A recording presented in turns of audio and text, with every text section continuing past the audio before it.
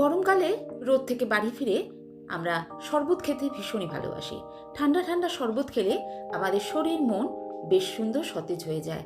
আর এই শরবতের মধ্যে আমের শরবতটাই কিন্তু আমাদের সবারই ভীষণ প্রিয়। তাই আজকে নিয়ে এসেছি কাঁচা আম দিয়ে কাঁচা আমের শরবত। টক ঝাল মিষ্টি এই শরবতের টেস্ট কিন্তু একদমই আলাদা।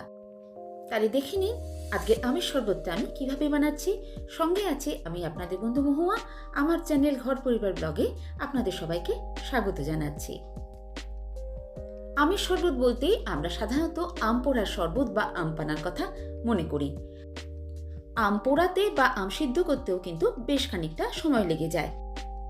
আজকে কাঁচা আমের শরবতটা আমি বানাবো একদম 10 মিনিটে। এখানে আমি কিছু কাঁচা আম নিয়ে নিয়েছি। আমগুলোকে ভালো করে ধুয়ে নিয়েছি। এবার আমগুলো খোসা ছাড়িয়ে নেব। আমগুলোকে এবার আমি একদম ছোট ছোট টুকরো করে কেটে নিচ্ছি।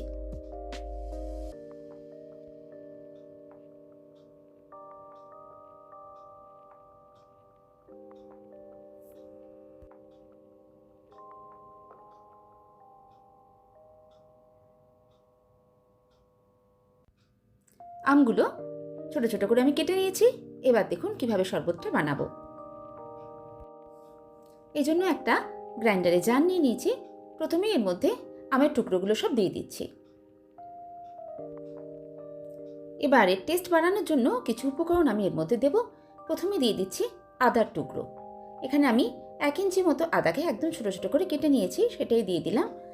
দিয়ে দিচ্ছি 2টো কাঁচা লঙ্কা। আমি এখানে 3টে আমের শরবত বানাচ্ছি, সেই হিসাবে এখানে 2টো কাঁচা লঙ্কা দিলাম। এবার দিয়ে দিলাম এখানে নুন, যে নুন আমরা রান্নায় ইউজ করি সেই নুন দিলাম। আর এবার দিয়ে দিলাম আমি বিট নুন। যে কোনো শরবত তৈরি করার সময় বিট নুন দিলে টেস্টটা বেশ ভালো আসে। দিয়ে দিলাম 1 চামচ ভাজা জিরের গুঁড়ো। এটাও যে কোনো শরবতে খুব ভালো টেস্ট আনে। লাস্টে দিয়ে দিলাম প্রয়োজন মতো চিনি বা স্বাদ মতো চিনি। আর একদম শেষে আমি দিয়ে দিচ্ছি চাট মশলা। চাট মশলাটা যদি বাড়িতে থাকে অবশ্যই দেবেন। এর চটপটা স্বাদটা শরবতে বেশ ভালো লাগে খেতে। হাফ কাপ জল দিয়ে দিচ্ছি। তারপর এর একটা স্মুথ পেস্ট তৈরি করে নেব। আমি যে পরিমাণে নুন আর চিনিটা অ্যাড করলাম সেটা একটা স্বাদের ব্যালেন্স রেখেই করেছি। আপনারা চাইলে চিনির পরিমাণ কমিয়েও দিতে পারেন। এবার আমি এটার পেস্ট তৈরি করে নেব। একদম ফাইন পেস্ট আমি তৈরি করে নিয়েছি। আমি একটা চামচ করে তুলে আপনাদের দেখাচ্ছি। দেখুন একদম স্মুথ পেস্ট তৈরি হয়েছে।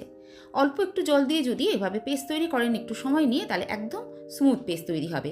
আর এই পেস্টটা কিন্তু ছেঁকে নেওয়ারও কোনো প্রয়োজন নেই। আমি এটাকে একদম ডাইরেক্টই শরবত বানাবো, কারণ এর মধ্যে আর একদমই কোনো দানাও নেই আর কোনো আঁশভাবও নেই আমে। যদি আপনার আমের মধ্যে আঁশভাব থাকে তাহলে ছেঁকে নিতে পারেন। এই আমটার মধ্যে একদমই আঁশভাব ছিল না, একদম স্মুথ পেস্ট তৈরি হয়েছে, তাই আমি আর ছেঁকে নিলাম না। এবার এর মধ্যে দিয়ে দেব পরিমাণ মতো জল। যেহেতু আমের এটা একদম ঘন পাল, তাই এর মধ্যে পরিমাণ মতো জল দিয়ে এটাকে শরবত তৈরি করতে হবে। এখানে আপনাদের একটা কথা বলে রাখি, আমের যে পাল্পটা তৈরি করেছি সেটা বেশি পরিমাণে তৈরি করেও কিন্তু ডিপ ফ্রিজে স্টোর করা যায়। তাহলে জলটা না দিয়ে যেটুকু শরবত বানাবেন সেটা ছড়িয়ে রেখে বাকিটা আইস কিউবের মতো কিন্তু আপনারা ডিপ ফ্রিজে জমিয়ে রাখতে পারেন। যখনই শরবত খাবেন তখন ওখান থেকেই একটা কিউব বার করে ডাইরেক্ট গ্লাসে দিয়ে শরবত বানাতে পারেন। তাহলে এটা আপনি রেখেও খেতে পারবেন। আর ডিপ ফ্রিজে রাখলে অনেক দিন পর্যন্তই রেখে খাওয়া যায়। আমি পরিমাণ মতো জল দিয়ে এটাকে একদম শরবতের আকারে বানিয়ে নিয়েছি। এবার আমি সার্ভ করব। এজন্য 2টো কাঁচের গ্লাস নিয়ে নিয়েছি। গ্লাসের মধ্যে প্রথমে আমি দিয়ে দিচ্ছি কিছু পুদিনা পাতা। পুদিনা পাতার গন্ধটা যে কোনো শরবতে কিন্তু বেশ একটা রিফ্রেশ ভাব এনে দেয়। কয়েকটা করে পুদিনা পাতা আমি ডাইরেক্ট দিয়ে দিলাম। আর এবার দিয়ে দেবো আমি বেশ কিছু আইস কিউব। শরবতের মধ্যে যত আইস কিউব দেবেন ততই কিন্তু গরমকালে খেতে বেশ ভালো লাগে। এই জন্য প্রয়োজন মতো আইস কিউব আমি দিয়ে দিচ্ছি। আইস কিউবগুলো দিয়ে দেওয়ার পর এবার শরবতটা আমি গ্লাসের মধ্যে ঢেলে দেব।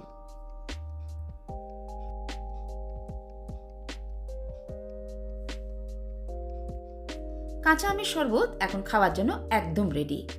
মাত্র 10 মিনিটের মধ্যে কিন্তু এই শরবতটা আপনি বানিয়ে নিতে পারেন। অনেক সময় আমাদের হাতে তেমন সময় থাকে না যে আম সিদ্ধ করে বা পুড়িয়ে শরবত বানাবো। যদি এই প্রসেসে শরবত করেন তাহলে আপনার যখনই মন চাইবে তখনই কিন্তু আমের শরবতটা আপনি পেয়ে যেতে পারেন। আর এর স্বাদটা একদমই ইউনিক, টক ঝাল মিষ্টি 3টে ফ্লেভারই কিন্তু আপনি এই শরবতের মধ্যে পাবেন। খেতে এটা এতটাই টেস্টফুল হয় যে বাজার থেকে কেনা যে কোনো শরবত বা নামি নামি রেস্টুরেন্টে গেলে যে শরবতগুলো বা যে ড্রিঙ্কসগুলো আমরা অর্ডার দিয়ে খাই তার থেকেও এটা অনেক গুণে টেস্টি। তাই অবশ্যই একবার এই গরমে এইভাবে বানিয়ে খেয়ে দেখবেন। আর একবার যদি এইভাবে বানিয়ে খান তাহলে অন্য কোনো শরবতের কথা আপনার মাথায় থাকবে না। খেতে এতটাই টেস্টি হয়, তাই একবার অবশ্যই করে এটা বানাবেন। কমেন্টে আমাকে জানাতেও পারেন যে আমার শরবতের রেসিপিটা আপনাদের কেমন লেগেছে। আর ভালো লাগলে একটা লাইক, শেয়ার আর সাবস্ক্রাইব করার কথা ভুলে যাবেন না। সাথে থাকা বেল আইকনটাকে প্রেস করে দেবেন যাতে আমি যখনই কোনো রেসিপি বা ভিডিও আপলোড করি সেটা আপনার কাছে সরাসরি পৌঁছে যায়। আমার চ্যানেলে আপনি এই ধরনের ইন্টারেস্টিং রেসিপি আরও পেয়ে যাবেন, চাইলে সেগুলোও একবার দেখে নিতে পারেন। আজ এই পর্যন্তই, আবার কোনো নতুন ভিডিও নিয়ে আপনাদের সঙ্গে দেখা হচ্ছে। সবাই ভালো থাকবেন, সুস্থ থাকবেন, আনন্দে থাকবেন। আর গরমে এই ধরনের ঠান্ডা পানীয় বা শরবত খেয়ে নিজেকে সুস্থ রাখবেন।